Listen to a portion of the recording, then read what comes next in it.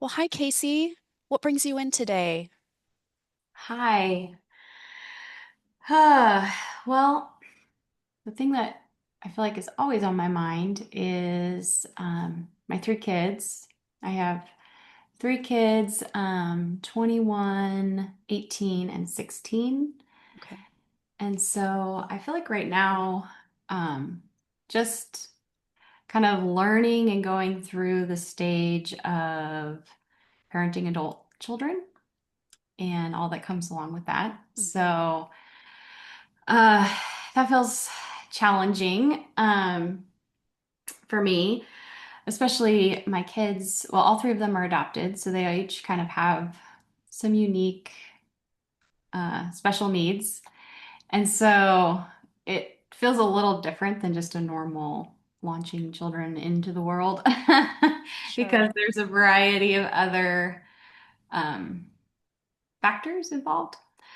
Um, so I guess I'm just struggling, especially with my 18-year-old, because I feel like I tend to over function for him. Um, and so I'm struggling with letting him kind of fail if that's what he needs to do. So right now he just got his first job, which is a big deal, a big win. Hmm. But it is a 5 a.m. Uh, like shift, like stalker at Target, like a seasonal worker. Yeah. And he can barely come down by 10 a.m. on normal days. So that feels a little stressful to me. Um, Especially my husband and I worked really hard with him to help him get the job, but now it's kind of like, okay, now you gotta do this. So Hmm. it's really hard for me not to want to like help him wake up and help him be successful, but just to let him be late if he's late. So um yeah, so I'm just trying to work through this kind of newer phase of life. I don't really know how to do it.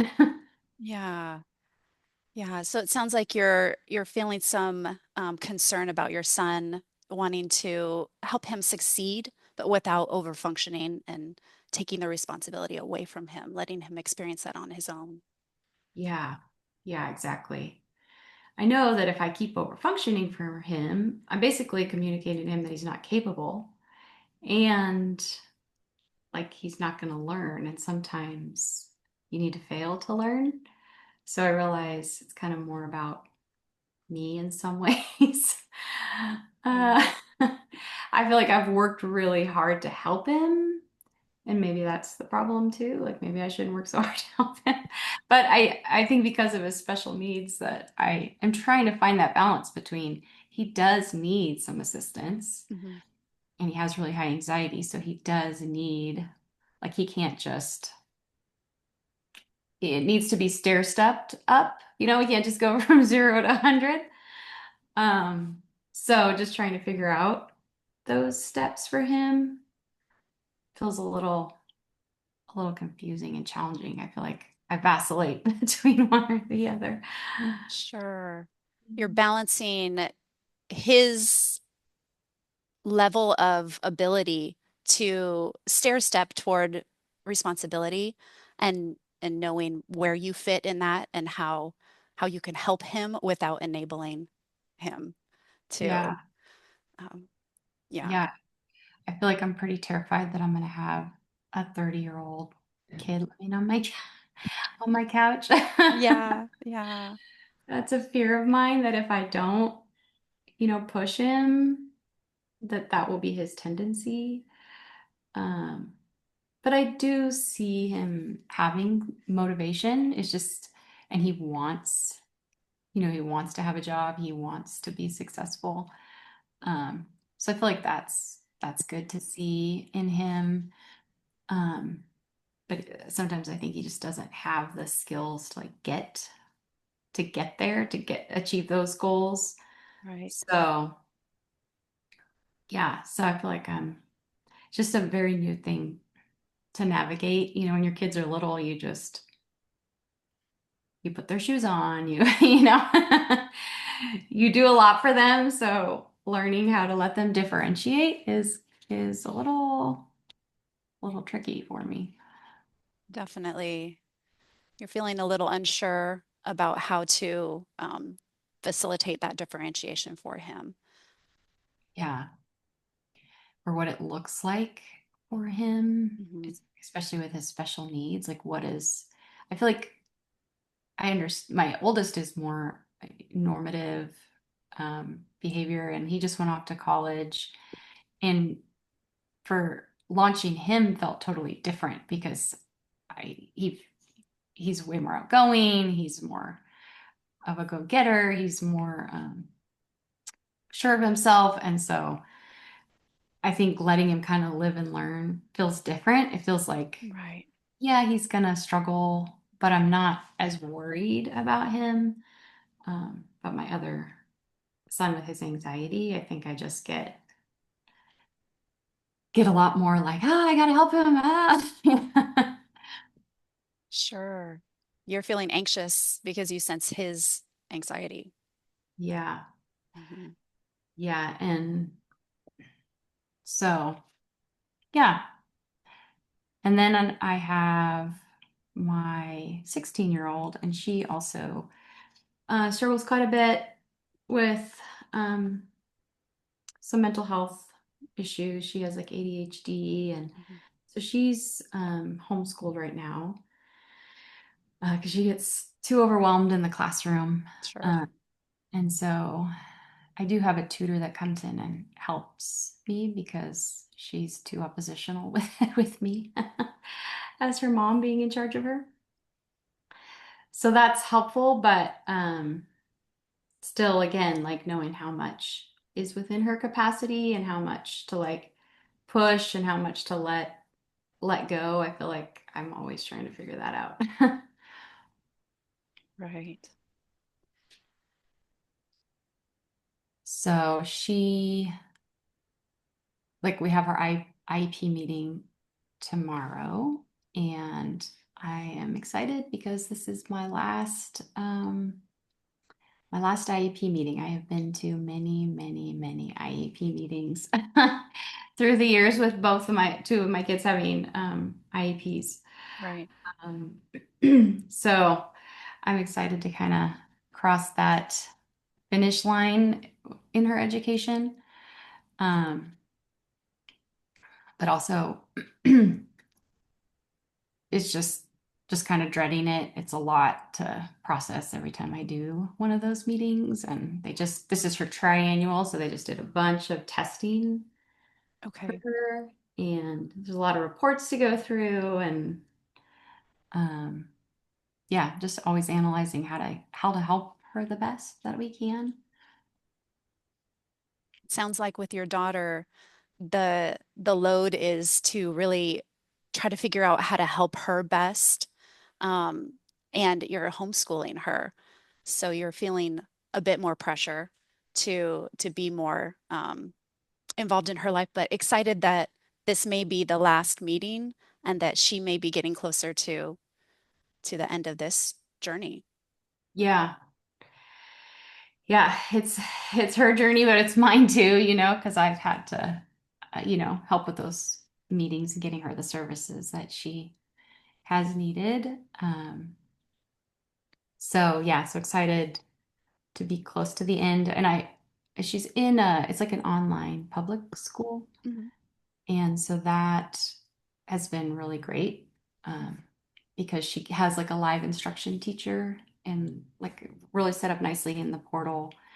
Um, but she is a tricky one because she needs constant like pressure or she's not going to do anything. She doesn't Right. really have any motivation. She doesn't care about school. And so that just gets tiring.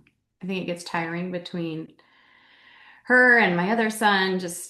I feel like I'm constantly, trying to keep them on track, but let them kind of live and learn. So it's a weird space, I feel like, to be in. Yeah, you're feeling overwhelmed by this balancing act, like you're on a tightrope with these two kids with very different needs and um, Yeah. feeling overwhelmed. Yeah. Yeah, it is overwhelming. And I know that I struggle myself with perfectionism and very high standards. So I'm always trying to keep that in check and in mind. Sure. Like you've never done this before. You've never had adult children before. This is new. Like I want to do it well and I want to do it perfectly. And so I get in my head, I think, and overthink everything. Right. So yeah, so I think I feel um yeah, just overwhelmed, like constant tension, like you said, the balancing kind of tightrope. I think maybe I need to let more stuff go instead of having really high standards of trying to do this perfectly. Right, right. Tell me more about how you think having the differences in your kids is affecting you emotionally. Um, like the differences in their kind of like mental health and struggles. Yeah. Yeah. Having such different kids with different needs, like how is that affecting you? Yeah. Yeah, I feel like I'm just managing a lot of different resources that they need. So it's like mentally a lot. Like I just got my son in to see a new counselor. He has a appointment with a psychiatrist every, Mhm. we've been adjusting some things, so that's a little more consistent. So I'm also like, he has an appointment tomorrow, so I'm letting him for the first time do that appointment on his own. And Wow. I went to his counselor with him the first time, and then I've let him go on his own, like trying to like kind of give him the resources, but let him manage it. Um, and then my daughter, just more with the education, I'm more involved, with that side. So it just feels like there's not only is there the emotion, like, oh, what should I do, and how should I respond, but Hmm. also just like the mental load of managing appointments, IEP appointments, Sure. counseling appointments. My daughter goes to, we got her into music therapy because she loves music. So that's been really great for her. She like writes lyrics and songs with her Wow. counselor to kind of help her process her feelings. So that's been a lot, I feel like more helpful than talk therapy for her in this season. But I had to find that counselor and I have to take that counselor. I have to talk to that counselor. So there's a lot of interaction with counselors, doctors, teachers, on top of going to school myself. So sometimes my brain is just like, feels like it's gonna explode. Sounds like the mental load is heavy, is Yeah, really heavy right now. yeah. And my husband, thankfully, is super supportive, and we talk through stuff a lot and kind of divide up um, tasks. He manages all of the medication, which is really nice. And then he manages my daughter's psychiatrist appointments. So I do my son's, and then he does my daughter's. So we really try to tag team. And so I'm thankful for that support. But sometimes and one other hard thing is that I feel like, okay, there's no like finish line. Like you think, oh, once my kids launch, we're done. And that isn't really true as I've interacted with other people with adult kids. Like they still worry about them, they still are involved. Uh, because I think I get tempted to think this feels so overwhelming. If I could just get to the launch, if I could just get there, then we'll be done. So that's a little hard feeling like, is there ever an end to this mental load? You're feeling anticipation to kind of to reach that end mark, that milestone, but also knowing that the worry doesn't end. It maybe just changes. Right. Yeah, and I could see like I won't have IEP meetings anymore. Some of those things will end, but in some ways it gets harder because you're not as in control. Right. And they're making their own choices at that point. And so trying to just live in today and not not worry about that yet. Sure. So you're feeling just a sense of um, excitement, but a little anxiety, just wondering how things will turn out, how they will do, and if you can Hmm. truly, let go and watch them soar. Um, Yeah. yeah, Yeah. I'm hopeful, watching my son get a job, and he did make it to his first day on time. So we got ice cream and celebrated his first day yesterday, that's great. trying to celebrate the wins. I think I can get so focused on working hard and helping and trying to actually look at you were working hard for this and let's celebrate this. I don't know how long he will last there, but he made it to his first day. Right, right. Well, I'm just looking at the time and it looks like it's almost time to wrap up. But it sounds like you're carrying a lot. You're carrying a lot with your kids, especially your two younger kids, and the mental load is heavy on you. But as you shared at the end, you have things to celebrate, and your son getting to work on time and starting to take some responsibility and you're feeling hopeful as you're celebrating those wins. Yeah, Um, I will. yeah. Thank you so much for sharing, and we can pick up right here next time. All right. Thank you so much. Sure. Okay. I was so nervous the whole time. Oh my goodness. I didn't see you didn't seem nervous. Oh, good. Must be the lighting. Uh, Okay. yeah, I really appreciated your reflections. I felt like your paraphrasing was really accurate with what I was saying, like you were tracking with what I was saying. I felt like I was a little disjointed. Um, I but you were think so. tracking with me, so that was good. And your reflections of feeling was good, and Good. accurate. Uh, and I noticed your prompt that you did Mhm. did help me because I was feeling like, what else do I share about the situation? So thinking about how both of their issues were impacting me kind Mhm. of prompted me to think beyond just the emotional, but also like the mental Yeah, load of dealing with both of them. right. So I felt like that was a facilitative prompt. Okay. Uh, Minimal encouragers were good. I think sometimes it probably was good that you didn't say anything. I mean, you have to think and keep talking, and I know that they say the client owns the silence. So I thought you handled that well. That's hard to do as the counselor. I I would. wanted to jump in, but I was like, I don't really know what to say, so I'll just be quiet. um, so yeah, yeah. Thank you, What can Al. I improve? Hmm.